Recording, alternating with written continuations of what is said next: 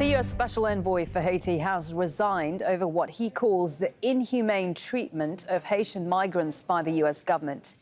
In a letter, the ambassador, Daniel Foote, says U.S. policy to deport thousands of Haitian migrants and refugees are counterproductive and deeply flawed. The Biden administration is using a Trump-era policy to justify mass deportations back to Haiti, but doing it at a faster pace. Al Jazeera footage showing the mistreatment of migrants along the U.S. border caused outrage earlier this week. Border agents on horseback could be seen chasing people back as they attempted to enter the U.S. Let's go to Kimberly Holkett, who's live for us in Washington, D.C. Kimberly, so the Biden administration say they are dealing with this migrant situation, but this seems to suggest they clearly are not.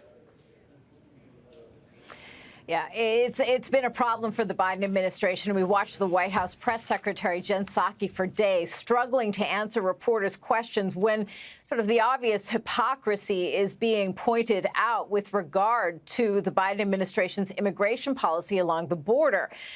Number one is that Haitians are being rounded up and sent back to their country, while others are being welcomed in some cases to the United States from Central America. And of course, we've just seen one of the biggest humanitarian airlifts out of Afghanistan. So reporters are asking what makes the Haitians' claims any different. The parallels are eerily similar. The fact that they are also fleeing failed state status type situations where there's corruption, there is there is no economic opportunity, there's gross poverty, a lack of resources.